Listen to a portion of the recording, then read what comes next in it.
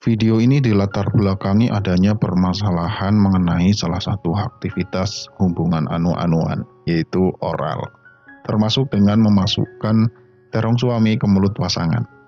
Yang mana oral ini menjadi salah satu opsi ketika sang istri itu tidak dapat melayani suaminya karena suatu kendala kayak haid ataupun habis melahirkan. Dan hal yang muncul itu adalah ketika rudal diemut, itu keluar air mani, bahkan ada yang tertelan.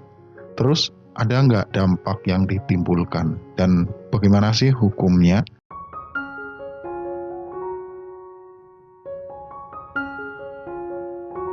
Assalamualaikum warahmatullahi wabarakatuh. Alhamdulillahirabbil alamin. Allahumma sholli ala sayyidina Muhammad wa ala ali sayyidina Muhammad. Kembali lagi di channel Keluarga Bahagia. Semoga yang sudah menikah diberikan keluarga yang sakinah, mawaddah, warahmah, dan yang belum menikah segera dipertemukan dengan jodohnya yang akan membawa kepada kebaikan. Jadi air mani ya, air mani itu adalah cairan yang berwarna putih kayak susu gitu ya, yang keluar memancar dari anunya laki-laki. Biasanya keluar cairan ini diiringi dengan rasa nikmat dan dibarengi dengan syahwat ya. Jadi yang pertama yang akan kita bahas itu adalah air mani itu sendiri, najis apa enggak. Jadi para ulama itu berbeda pendapat ya tentang hukum sperma ini, apakah suci ataupun najis. Yang pertama pendapat dari Imam Malik, kemudian Abu Hanifah, kemudian Tsauri dan Auza'i itu menyatakan bahwa sperma itu hukumnya najis. Keterangannya bisa dilihat pada kitab Syarah Fathul Qadir ya, halaman 197. Kalau yang punya kitabnya bisa dibuka.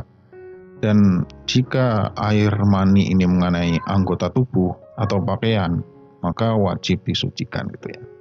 Nah, ulama yang pertama ini berpedoman pada dalil akal bahwa sperma itu keluar dari lubang air kencing ya. Dan lubang tersebut dihukumi najis sebab memang terkena air kencing, sehingga sperma juga dihukumi najis karena terkena najisnya lubang yang dimaksud. Nah, itu yang pertama. Pendapat yang pertama itu air mani itu najis gitu ya.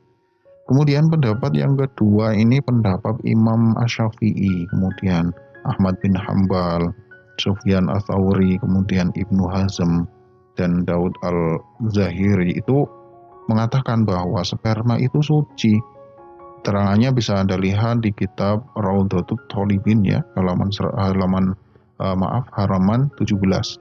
Ulama ini mereka itu berpegangan pada hadis riwayat Al-Aswad bin Yazid dari Aisyah radhiyallahu anha. Aku mengerik mani dari pakaian Rasulullah Shallallahu alaihi wasallam. Kemudian Rasulullah Shallallahu alaihi wasallam sholat dengan pakaian itu. Nah, pada hadis ini Aisyah itu mengerik sperma dari pakaian Rasulullah Shallallahu alaihi wasallam. Kemudian Rasul itu sholat dengan pakaian itu. Ini menunjukkan bahwa sperma itu memang tidak najis.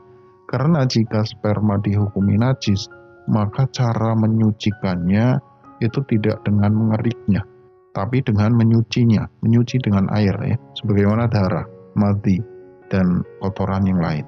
Nah, jadi para ulama yang di sini yang berpendapat air mani itu suci, itu membantah kelompok yang pertama.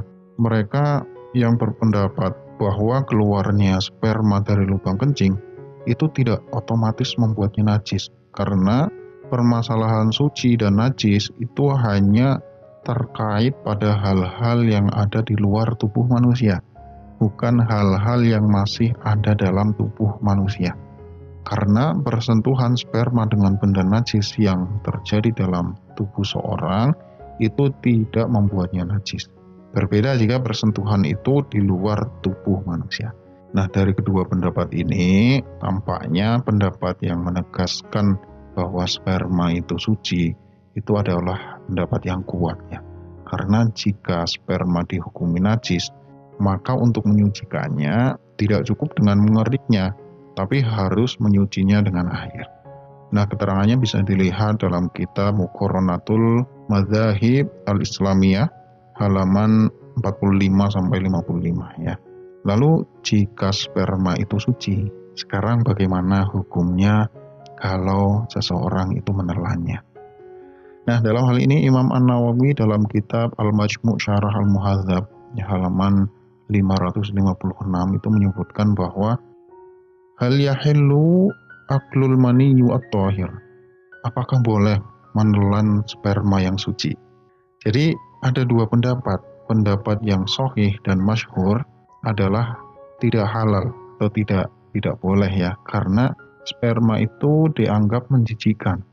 Mereka berlandaskan pada firman Allah Subhanahu wa taala, diharamkan bagi kalian hal-hal yang menjijikan. Pendapat yang pertama itu haram ya, haram untuk menelan sperma. Kemudian pendapat yang kedua itu boleh. Ini adalah pendapat Abi Zaid Al-Maruzi ya. Kenapa boleh? Alasannya karena air mani itu suci dan memang tidak membahayakan. Jadi harus pilih yang mana? Ya tergantung, itu kembali kepada pasangan masing-masing ya. Jika hal itu memang menjijikan, ya sebaiknya memang jangan dilakukan. Kalau itu tidak menjijikan, ya tidak mengapa untuk dilakukan. Terus sekarang kira-kira bagaimana ya pendapat dari kesehatan atau perspektif dokter ya mengenai sperma yang tertelan ini? Jadi menelan air mani itu menurut beberapa para dokter itu memang diperbolehkan selama tidak membahayakan ya. Tetapi memang sebaiknya dihindari ya, guna mencegah terjadinya penyakit kelamin menular. Karena area mulut dan kelamin itu merupakan tempat bakteri ataupun virus yang berkembang. Nah, menurut mereka ketika berhubungan anu-anuan itu memang harus dipastikan apakah suami ini memiliki penyakit menular atau tidak. Kemudian jika menurut pemeriksaan medis sang suami dinyatakan sehat walafiat, maka tidak dipermasalahkan untuk menelan air mani, baik sengaja ataupun tidak. Baik, mudah-mudahan bermanfaat. Terima kasih. Wassalamualaikum warahmatullahi wabarakatuh.